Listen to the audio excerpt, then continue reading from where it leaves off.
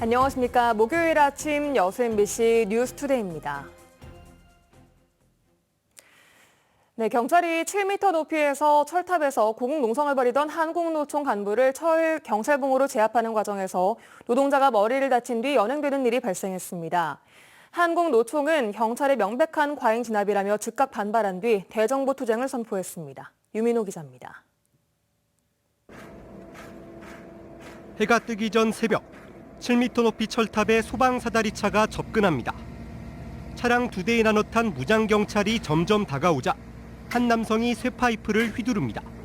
경찰은 플라스틱 진압봉으로 남성의 머리와 몸통을 여러 차례 내려쳤고 바닥에 쓰러진 뒤에도 저항하자 진압을 계속했습니다. 철탑에 오른 남성은 한국노총 금속노조연맹 김준영 사무처장으로 머리를 다쳐 병원으로 옮겨진 뒤 연행됐습니다. 포스코 사내하청 노동자들이 지난해 4월부터 광양제철소 앞에서 임금교섭과 부당노동행위 중단을 요구하는 천막농성을 벌이고 있었는데 사측이 소극적인 태도로 일관하자 사흘 전 철탑을 설치하고 오른 겁니다. 이 자리에 있던 철탑은 해체됐고 고공농성이 끝난 후에도 노동자들은 집회를 이어갔습니다.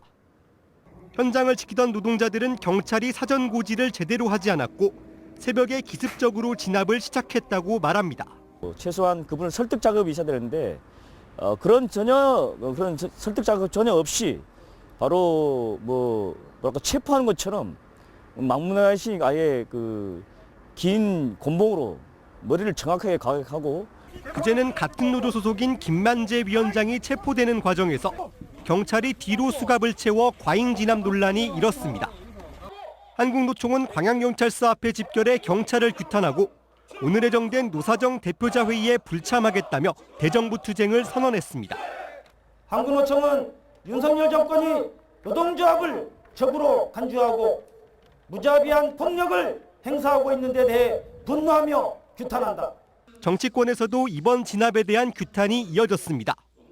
더불어민주당 노동존중실천 국회의원단은 어제 국회 소통관에서 한국노총과 공동 기자회견을 열고 진상조사 등 후속 대응에 나서겠다고 밝혔습니다. 전남경찰은 보도자료를 배포하고 고공농성 진압 과정에서 김 처장이 쇠파이프를 휘두르며 저항해 진압봉을 사용했다고 설명했습니다. 또 불법 집회에 대해서는 법과 원칙에 따라 엄정 대응할 방침이라고 강조했습니다. MBC 뉴스 유민호입니다. 금속노조연맹 간부에 대한 경찰의 과잉 진압 논란과 관련해 민주당 전남도당이 독재 정권의 전형이라고 비판했습니다. 전남도당은 어제 성명을 통해 농성 중이던 금속노련 사무처장에게 경찰이 군봉을 휘두르고 전날에는 위원장이 머리를 지디기며 강제 연행한 것은 군부 독재 시절 공포스러운 공권력과 다를 바가 없다고 밝혔습니다. 전남도당은 또 윤석열 대통령이 노조 죽이기에 공권력을 집중하고 정권의 안위를 위해 여론을 호도하고 있다고 지적하며 경찰은 국민의 안전과 자유를 지키는 본연의 역할에 집중해야 한다고 강조했습니다. 지자체장으로는 처음으로 서울시 아침 특강에 노광규 순천시장이 강사로 초빙됐습니다. 이달 초 순천만 정원박람회장을 찾은 오세훈 서울시장이 특강을 요청한 건데요. 최우식 기자가 보도합니다. 지난 9일 오세훈 서울시장이 고위공무원 30여 명과 함께 순천만 국제정원 박람회장을 방문했습니다. 당초 계획보다 일정을 연장해 야경까지 감상한 오 시장은 정말 많은 것을 보고 배웠다며 순천만과 정원을 극찬했습니다. 서울시가 몇 가지 구상을 하고 있는데 제일 좋은 모델 케이스, 벤치마킹 해야 될 장소가 바로 이곳 순천만 국제정원 박람회입니다. 최근 정원도시 서울 프로젝트를 발표한 오세훈 시장은 시사나 공무원들에게도 자신에게 했던 얘기를 들려달라며 미래서울 아침 특강 강사로 노광규 순천시장을 초청했습니다. 노 시장은 10년 전 정원 박람회를 구상하고 이번에 두 번째 박람회를 개최하면서 시장과 공무원, 시민들이 만들어낸 순천만 정원의 과거와 현재, 미래를 전파했습니다. 전략적인 시선의 높이가 높지 않고는 정원을 만들 수가 없습니다. 철학적인 높이, 과학적인 시선, 그리고 문화적인 힘이 없으면 정원을 만들기 굉장히 어려운 것입니다. 이례적인 시골 시장 특강에 서울시 공무원들의 반응은 뜨거웠습니다. 500여 명의 공무원들에게 정원도시 순천이 새롭게 각인됐습니다. 흑두름이라는 그 생태를 주제로 해서 시내 수천만 정원을 만든 거에 대해서 정말 너무 감명 깊게 좀 봤고요. 오늘 또 시장님께서 말씀하신 것 중에 특히 이제 공무원들의 노력이나 이런 것도 중요하지만 리더의 역할도 참 중요하다라는 거. 순천시가 정원과 정원 박람회에서 얻은 교훈과 노하우를 전국 그리고 세계와 공유하겠다는 구상이 서서히 현실이 되고 있습니다. MBC 뉴스 최우식입니다. 최근 순천시의 시정 현안을 두고 지역 청년 10명 가운데 7명 이상이 긍정적인 기대감을 보인 것으로 나타났습니다. 순천시는 지난달 2일부터 18일까지 청년센터 SNS 팔로워를 대상으로 정원박람회 흥행과 한화 단조립장 유치, 애니메이션 클러스터 조성, 경전선 우회 등 4대 시정 현안의 인식과 기대 정도를 설문조사한 결과 응답자의 74%가 높은 기대감을 보였다고 밝혔습니다. 순천시는 전국적으로 양질의 일자리를 찾아 청년층의 수도권 이탈이 가속화하는 상황에서 긍정적인 통계 자료가 나왔다며 시민 가치를 위한 시정 운영에 집중하겠다고 강조했습니다. 아파트가 학교와 멀리 있어도 아파트 시행사가 통학버스를 운영하는 조건으로 아파트 건축 허가를 내주고 있다는 뉴스 어제 보도해드렸습니다. 하지만 실제 현실을 고려하지 않은 채 무조건 통학버스만 배치하다 보니 각종 부작용도 많은데요. 일각에서는 행정편의적 대책이라고 비판하고 있습니다. 강서영 기자입니다. 등교 시간 순천 조례초등학교 후문 주변이 승용차들로 가득 찼습니다. 통학버스를 가정한 관광버스들도 현수막을 달고 뒤를 따릅니다. 조례초에서 2.5km 떨어진 신축 아파트의 예비 입주자들이 입주 이후 실제 벌어질 통학 상황을 직접 보여주겠다며 관광버스 8대와 승용차 30대를 끌고 나온 겁니다. 해당 아파트에서 조례초로 통학할 것으로 예측된 인원은 800명. 입주자들은 통학 대책으로 마련된 버스 8대를 7시부터 9시까지 모두 동원해도 학생 100명을 태우지 못해 결국 학부모 승용차를 이용하게 된다고 말합니다. 하지만 조례초 후문은 왕복 2차선의 좁은 도로인 탓에 30대의 승용차조차 수용할 수 없다는 게 주민들의 설명입니다. 입주자들은 교육청이 현실과 맞지 않는 통학 대책을 세워놓고 아이들을 위험한 장거리 통학길에 방치하고 있다고 비판하고 있습니다. 30대만 왔는데도 경찰이 신호등 통제하고 난리 부르스를 쳤는데도 여기가 난리가 났었거든요. 그러니까 원칙을 잊어버리고 결정하는 과정에서 산으로 가버렸다고 저는 생각을 합니다. 그래서 배정되면 안 되는 학교에. 전라남도에만 이렇게 신축 아파트 14곳의 시행사가 비용을 부담해 통학버스가 운영되고 있습니다. 초등생의 통학거리가 1.5km를 초과하는 원거리더라도 시행사가 통학버스 비용을 부담한다면 아파트 건축이 가능하다고 교육청이 판단해주고 있기 때문입니다. 하지만 현실을 고려치 않고 일률적으로 장거리 통학 문제를 시행사의 통학버스로만 해결하려는 것은 결국 행정편의적, 땜질식 대책이라는 비판이 만만치 않습니다.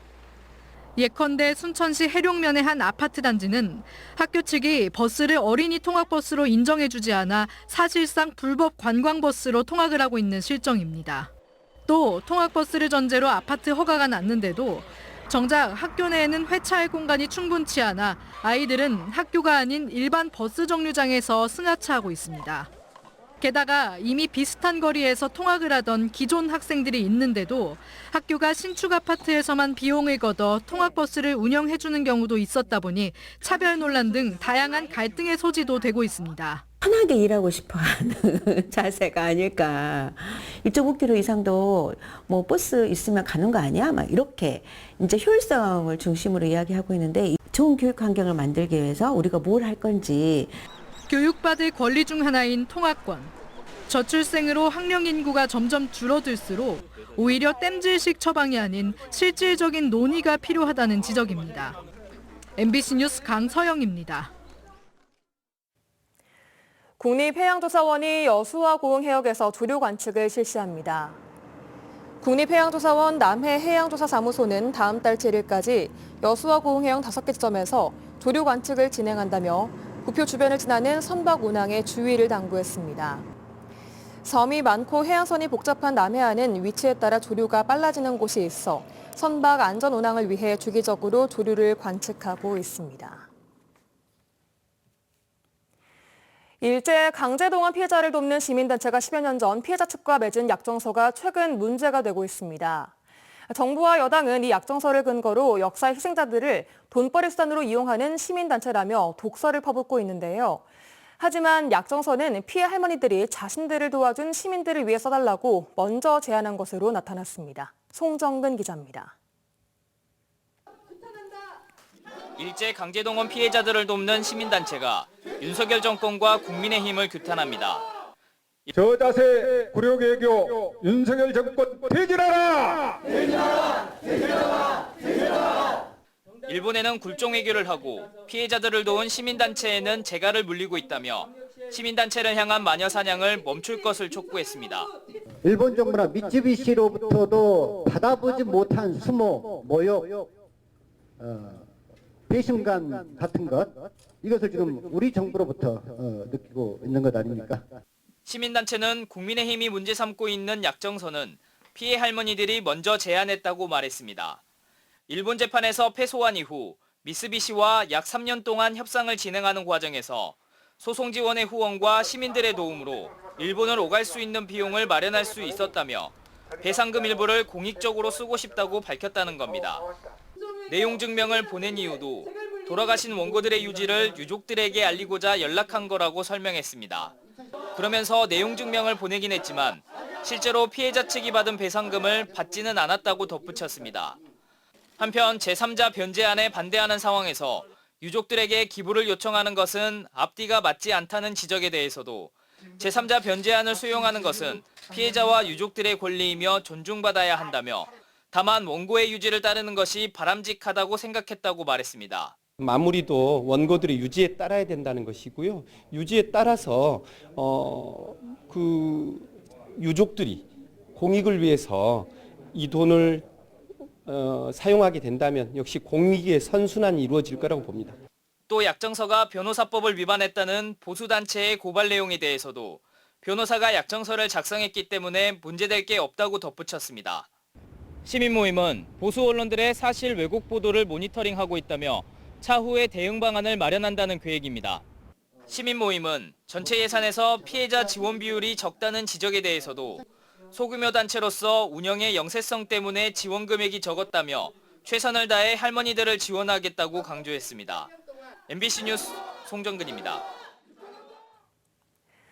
자연과 함께 살아가는 생태 시민을 육성하기 위한 환경 교육 행사가 진도 신비 바닷길 인근 해안에서 열렸습니다.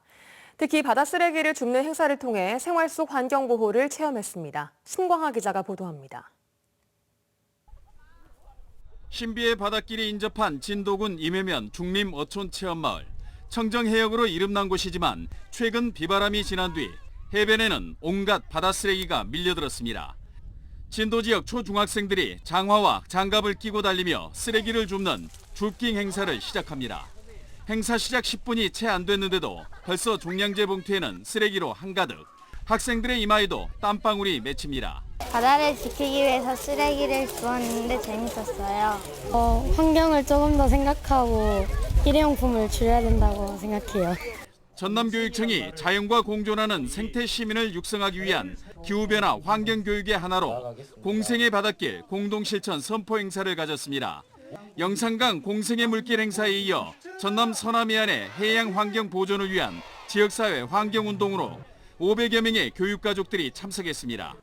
그동안 교실에서 이루어지던 기후변화와 환경교육을 지역사회로 확산하는 것이 올해 목표입니다. 또 이러한 과정을 통해서 우리 학생들이 미래의 환경과 함께 자연을 살리는 그런 지도자로 성장할 수 있도록 해낼 생각입니다. 전남교육청은 환경운동과 독서 입문교육을 병합해 소규모 동아리 활동을 지원하고 이를 통해 탄소 중립 실천과 선도 활동을 펴나갈 예정입니다. MBC 뉴스 신광하입니다. 광양시가 다양한 일자리 수요에 대비하기 위해 새로운 구인 구직 플랫폼을 구축합니다.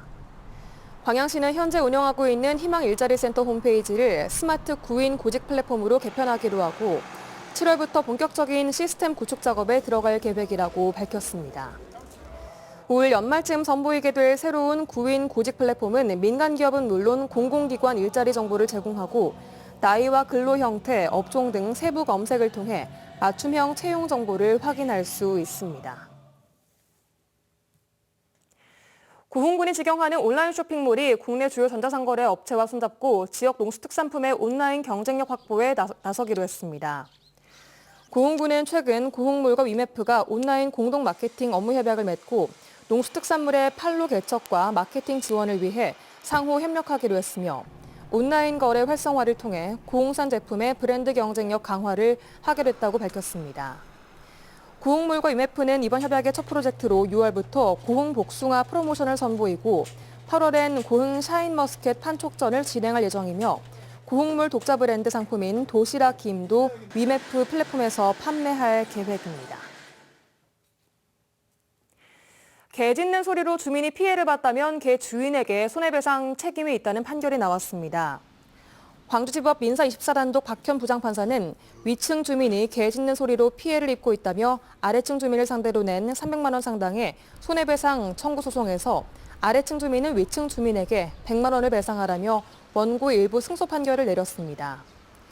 재판장은 개 짖는 소리가 공동주택 소음 기준치 미달에도 그 소리가 매일 반복되면 듣는 사람은 상당한 스트레스를 받는다며 이는 불법 행위에 해당한다고 설명했습니다.